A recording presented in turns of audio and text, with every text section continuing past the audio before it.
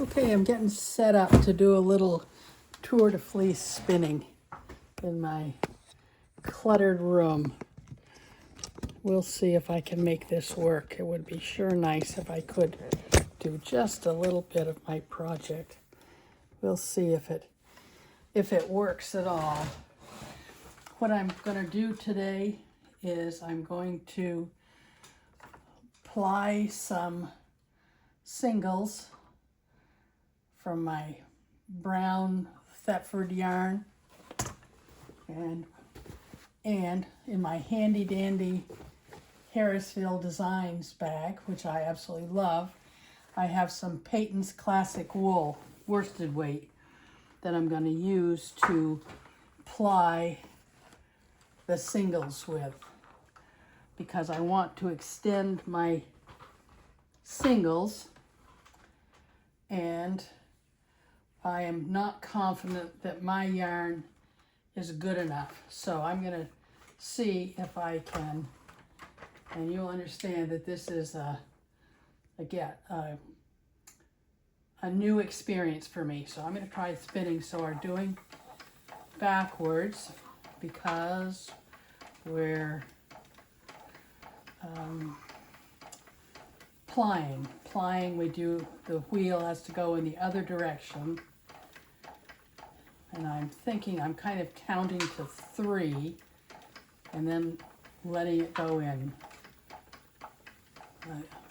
I have no idea how this is going to work, and I'm not going to talk through the whole thing, but we'll see how it goes. And oh, I just had a dreadful thought.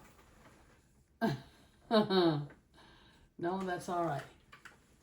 Okay, so we've got it there, and it's kind of wrapped around the wrong way.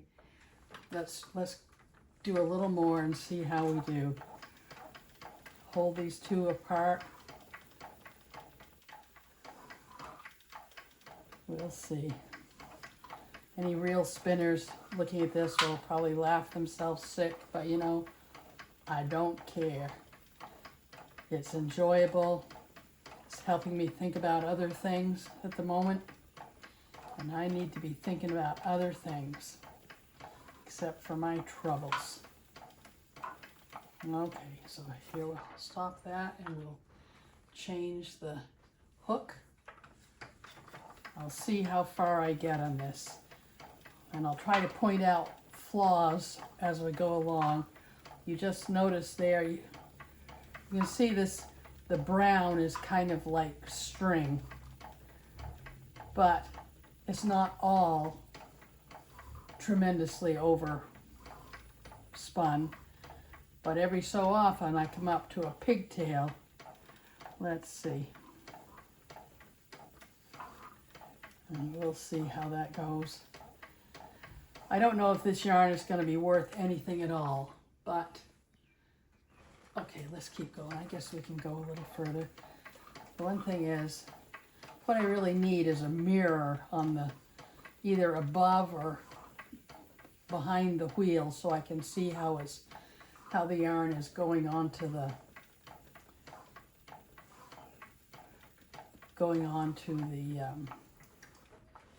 bobbin. Okay, we're trying it some more, keeping going. If I can go all the way to the other end without having any major disasters, I'll be grateful. You notice how thin this brown is. And I am plying it with a worsted weight. My idea was that having an already decent yarn as the plying companion, there might be some hope of being able to use the yarn for something. No, I probably could have let that go a while longer. You know, you see all kinds of people spinning, and they always seem to know when to shift the yarn on the hooks. I never really do. But anyway, so this is day 3 of Tour de Fleece 2026. And this is my little sample of spinning. I already have gotten 2 skeins in the washing bin, finishing them. One of them is a yellow and white, and I had 68 yards on that little skein. And then I had one that was, it might have been brown. It was a brown and white also, and that had 44 yards. They were both so badly overspun that the skeins just kind of crumpled up. It was hard to say anything good about them, except that I had fun doing them. And to me, that's the whole point of this spinning thing is, well, no, that's not the whole point. I really do want to spin yarn that I can actually use for something. I've decided this yarn is not going to be something to make garments with, because I like soft garment yarn. And I'm not convinced that this is going to be soft yarn. But I think I could weave a blanket, and since it's wool, it would be warm. I'm not sure if I would. I've heard people say they use cotton for the warp and then wool for the weft, and I have a good mind to do that because I have some cotton that I could use, and I could go absolutely haywire and try to do a double weave. I've never done a double weave. Well, I have done a double weave, but that was when I was taking a class, probably 20 years ago at Harrisville Designs with a guy named, I think his name was Tom Gibson.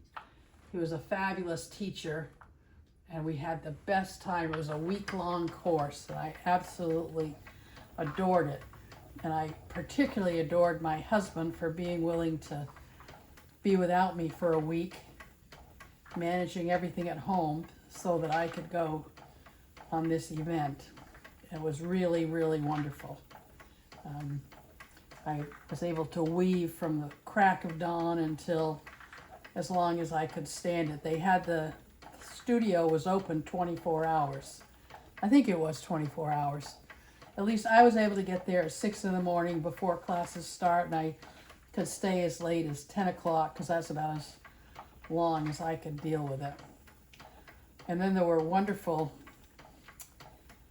roommates in the boarding house where we stayed, which was really wonderful. Look up Harrisville Designs and their spinning mills, their yarn making mills. Okay, that's it for what I'm going to do. Doesn't that looks almost good. I'm going to call that good for now. You can see that's going to be somewhat overspun, but we'll see. A lot of things happen when you wet finish. So now we'll see if this is any kind of a